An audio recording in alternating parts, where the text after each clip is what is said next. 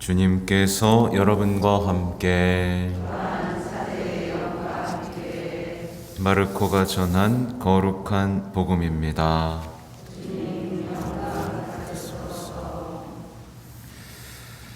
그때 예수님의 이름이 널리 알려져 마침내 헤로데 임금도 소문을 듣게 되었다. 사람들은 세례자 요한이 죽은 이들 가운데에서 되살아난 것이다. 그러니 그에게서 그런 기적의 힘이 일어나지 하고 말하였다. 그러나 어떤 이들은 그는 엘리야다 하는가 하면 또 어떤 이들은 옛 예언자들과 같은 예언자다 하였다. 헤로데는 이러한 소문을 듣고 내가 목을 벤 그 요한이 되살아났구나 하고 말하였다. 이 헤로데는 사람을 보내어 요한을 붙잡아 감옥에 묶어둔 일이 있었다.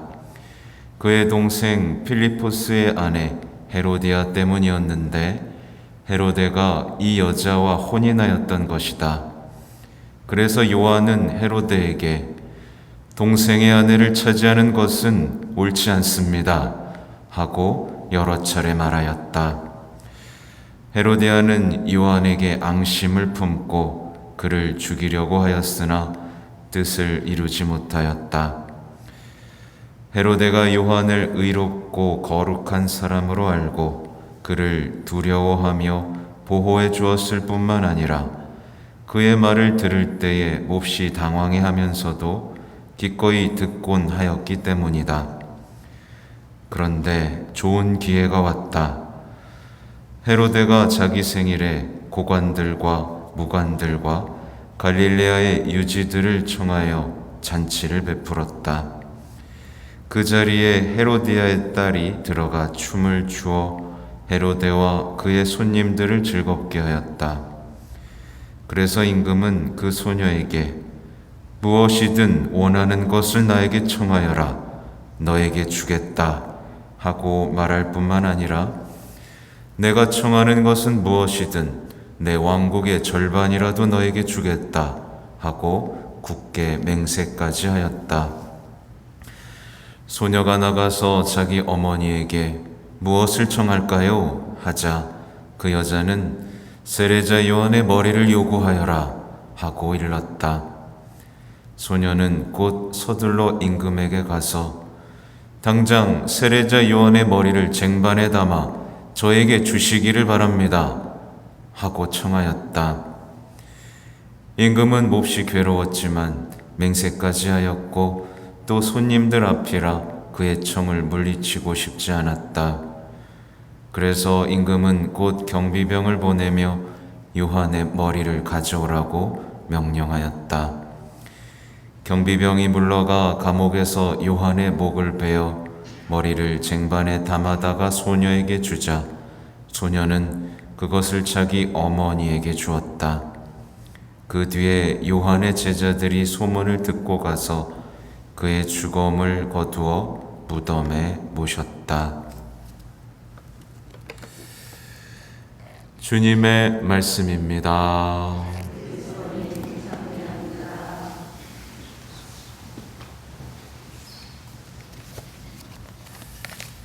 참 예수님, 네, 오늘 복음은 익숙한 복음이죠. 자주 들어왔고 아주 끔찍한 복음입니다. 남의 얘기고 추악한 악의 모습이라고 볼 수 있지만 사실은 이 관계들을 보세요. 헤로데 아버지와 아내 헤로디아가 있고 딸 살로메가 있죠. 이 모든 가정에서도 벌어질 수 있는, 특히나 이 시대에 어떻게 악이 자라나고 열매 맺는지를 보여주는 텍스트예요. 그래서 하나하나 우리의 삶과 대조해 가면서 우리는 혹시 이런 죄에 빠져 있진 않은가를 돌아볼 수 있게 만드는 아주 깊이 있는 말씀입니다.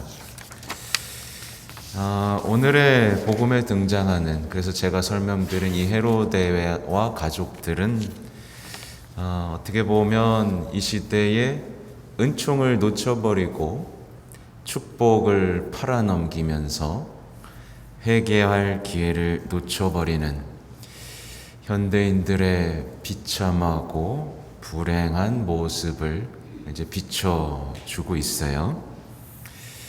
우선 이들은요, 세례자 요한을 통해서 말씀하시는 분을 거부합니다. 그것도 여러 차례 거부했다고 나오죠. 계속, 그러니까 하느님은 부지런히 우리의 회개를 여러 차례 요구하시는데 어떻게 이렇게 쉽게 거부하고 있는지 보셔야 됩니다.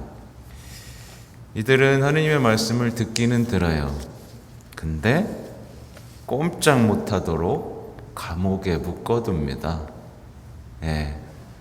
현대인들의 모습하고 닮아 있죠. 그래서 처음에는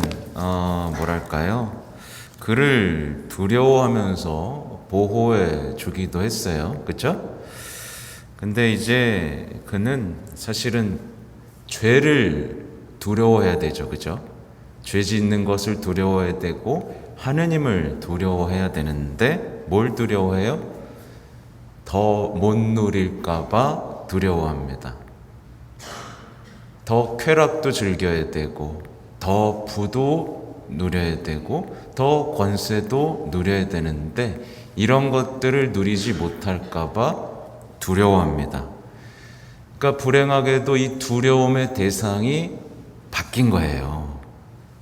이 부분을 보셔야 됩니다. 오늘날의 사람들도요, 하느님을 두려워하고 죄를 두려워해야 되는데 뭘 더 두려워해요?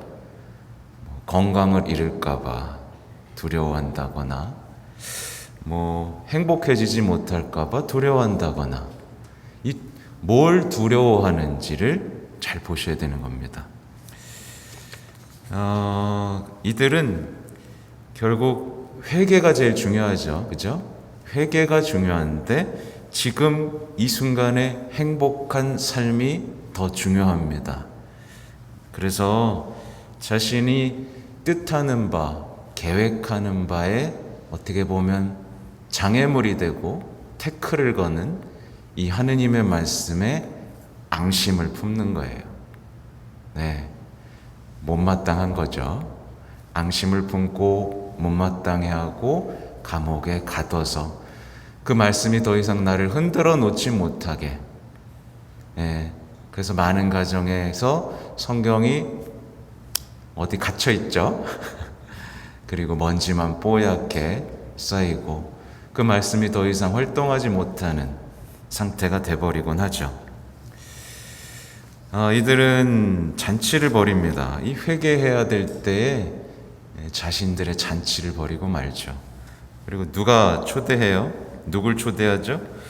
가난한 이들, 손님들, 그죠? 이런 이들과 함께 해야 되는데 고관들, 무관들, 유지들, 예수님 말씀과 반대로만 하고 있죠. 자기한테 갚아줄 수 있는 사람들 하고만 지냅니다.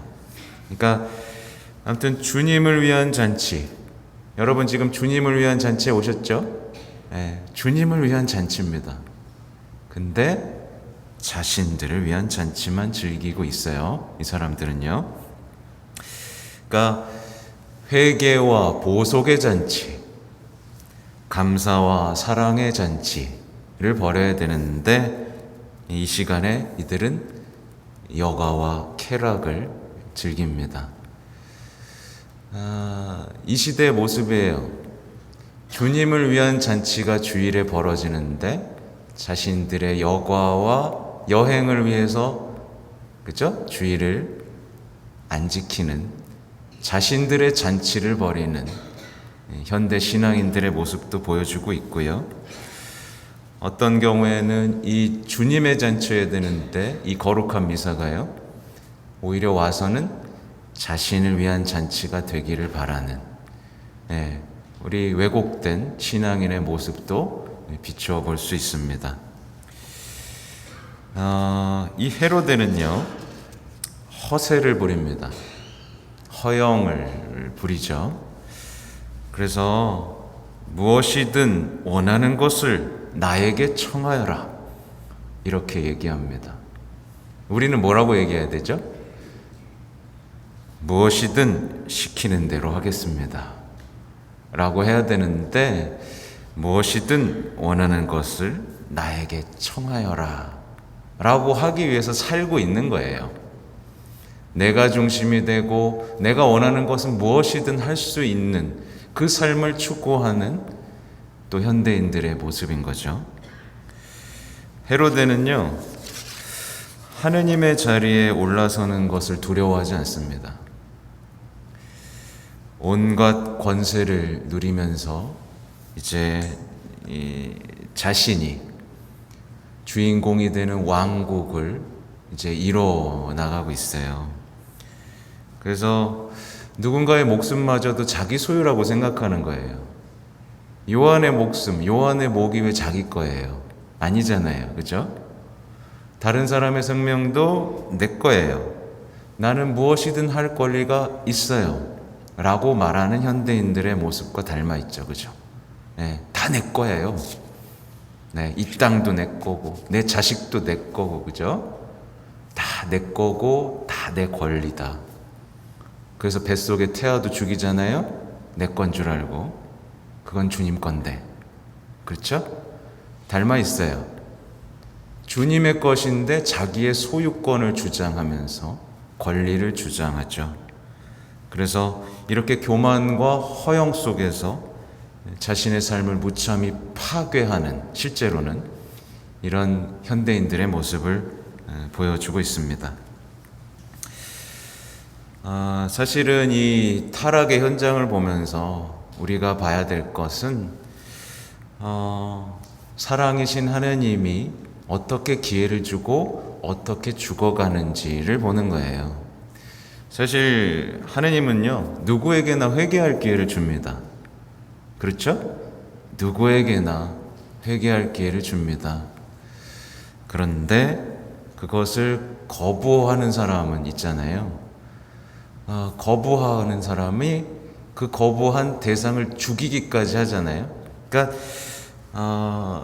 회개하도록 초대하시지만 그걸 거부해서 그 예수님을 죽이는 것까지도 허용하십니다. 이 놀라운 거예요. 너 왜 회개 안 해? 너 어떡하려고 그래? 이렇게 하면서 강제로 회개시키는 게 아니라 그에게 죽임을 당합니다. 세례 요한의 죽음은 예수님의 죽음을 예고하잖아요. 그렇죠? 예수님은 그런 분입니다. 그래서 회개를 거부하면 주님을 죽일 수도 있어요. 이런 끔찍한 일이 우리에게도 벌어질 수 있죠. 저는 오늘 이 모습, 이 복음을 보면서 성가정과 이제 대비되는 타락한 가정의 모습이 어떠한지를 성찰해 볼 수 있었습니다. 부유하잖아요, 그죠? 이 헤로데 집이 부유하고 못 가진 게 없죠. 부유하지만 쓰러져가는 가정이 어떤 모습을 지니고 있는지가 발견할 수 있었어요. 보면 성 요셉 어땠습니까? 정결했죠. 정결했습니다. 보호했고요. 그렇죠? 근데 헤로데는 동생의 아내를 차지합니다. 그렇죠? 완전히 반대죠. 정결함이 얼마나 중요한 가치인지가 여기서 드러나죠. 네. 남성들, 아버지들은요, 정결함을 유지해야 됩니다. 그리고 자신이 가정을 보호하는 사람이라는 걸 알아야 됩니다. 근데 이렇게 정결을 잃고 욕망에 빠지기 시작하고 뭔가를 더 갖고 이렇게 하는 순간 이 집안이 흔들리기 시작하죠. 또 성모님은요, 겸손하게 순종하고 시키는 대로 하라 라고 말씀을 하셨는데, 헤로디아는 딸에게 뭘 시키죠? 뭔가를 더 요구하라고 가르칩니다. 그것도 딸의 요구가 아니라 자신이 원하는 것을 요구하도록 가르치고 있어요. 벌써 아버지와 어머니가 잘못되어 가는 모습이 드러나죠. 이 딸 살로메는 어떻습니까? 하느님을 기쁘게 하고 하느님을 바라보면서 살아야 되는데 부모를 기쁘게 하기 위한 삶을 삽니다. 사람들 앞에서 춤을 추면서 아버지를 기쁘게 하고, 또 어머니가 부당한 요구를 해도 어머니를 기쁘게 하기 위해서 살죠. 부모를 기쁘게 하기 위한 삶을 삽니다. 하느님이 아니라 매여 있는 거죠. 이들에게는 하느님의 말씀이 완전히 사라졌습니다. 기도가 사라졌고요. 자신들을 위한 돈의 잔치, 자신들을 위한 위로의 잔치만 가득할 뿐이죠. 현대인들 기도 안 하고 미사 빠지면서 자신들을 위해선 온갖 사치를 부리고 여가를 보내는 이 모습과 닮아 있죠. 비슷하게 병들어갑니다.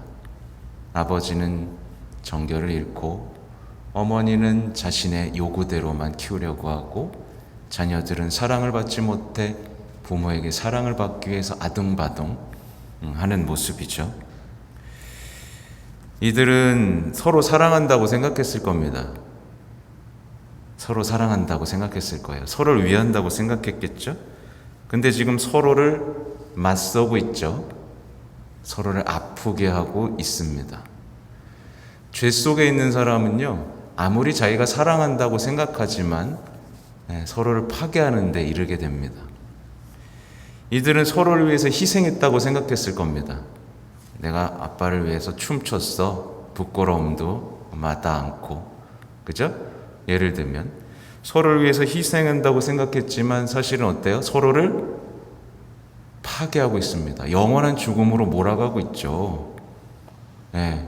엄마도 희생했다고 생각했고, 아빠도 희생했다고 생각하고, 자녀도 희생했다고 생각했지만 서로 파괴만 하고 맞서고 화해하지 못하는 현대인들의 모습이죠. 이들은 서로를 보호하면서 성덕으로 이끌어줘야 할 이 가정교회에서 서로를 이용하고만 있는 겁니다. 끔찍한 가정의 모습이 이 헤로데의 가정에서 벌어지고 있는데, 안타까운 건 오늘날의 수많은 가정들이 이와 같은 현실에 놓여 있다라는 사실이죠. 복음에 대한 묵상은 여기까지만 합니다. 나머지는 이제 히브리서의 말씀인데요. 히브리서 이제 13장 말씀입니다. 히브리서는요, 이제 마지막 장이에요. 마지막 장이어서 오늘의 복음 말씀, 형제를 실천하라, 손님 접대를 소홀히 하지 마라, 감옥에 갇힌 이들, 학대받는 이들을 기억해라, 또 혼인은 존중해야 되고, 불륜을 저지르는 자, 간음하는 자는 심판받을 것이다, 돈 욕심에 얽매이지 말아라. 이런 얘기들은 사실은 이 제목이 뭐냐면 참된 공동체의 모습이 어떤 거에 대한 지침이에요. 그러면서 이제 쭉 나옵니다. 확신을 가지고 주님께서 나를 도와주시는 분이니 나는 두려워하지 않으리라. 사람이 나에게 무엇을 할 수 있으랴. 그러니까 두려워해야 할 것과 두려워하지 말아야 될 것 명확하게 나오죠. 그렇죠? 아까 제가 복음에서 설명한 것처럼. 그렇죠? 그리고 예수 그리스도는 어제도 오늘도 또 영원히 같은 분이시다. 예수님은 한결같은 분이세요. 한결같은 사랑입니다. 근데 만약에 우리가 예수님을 변덕스러운 분, 이랬다 저랬다 하는 분으로 여긴다면 누구 잘못이에요? 우리가 잘못된 겁니다. 마지막은 오늘 복음에 나오진 않지만 이렇게 나와 있어요. 9절의 말씀인데요. 갖가지 이상한 가르침에 끌려가지 마십시오 라고 나옵니다. 그러니까 오늘날은요, 이상한 믿음을 신앙이라고 말하는 세상이에요. 이상한 가르침이 너무 많아진 세상입니다. 다 자기가 스승이래요. 그렇죠? 유튜브 보면 내가 행복하게 해주겠습니다. 내가 여러분의 문제를 해결해 주겠습니다. 여러 것들이 많죠. 그렇죠? 그럼 이제 우린 질문해야 됩니다. 여러분의 스승님은 누구예요? 예수님이죠? 그럼 예수님한테만 배워야 됩니다. 근데 예수님한테 안 배우고 TV나 드라마 여러 강의에서 더 배운다면 그 사람의 스승은 누구예요? 예수님 맞아요? 말씀에서 길을 찾지 않고 다른 어떤 교훈이나 어떤 그죠? 그 세상 것에서 내 삶의 해결책을 찾으면 그 사람의 스승은 예수님이에요? 예수님이 아니에요? 네. 그럼 다시 한번 묻습니다. 여러분의 스승은 예수님이었나요?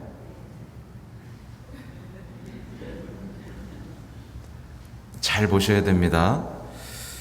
우리는 어떤 가르침을 따르고 있고 누구를 스승으로 삼고 있고 어떤 것을 진리로 여기고 있는지 여기서 벗어나는 순간 우리는 죄, 타락에 빠지게 된다는 것 기억하시면 좋겠습니다. 아멘.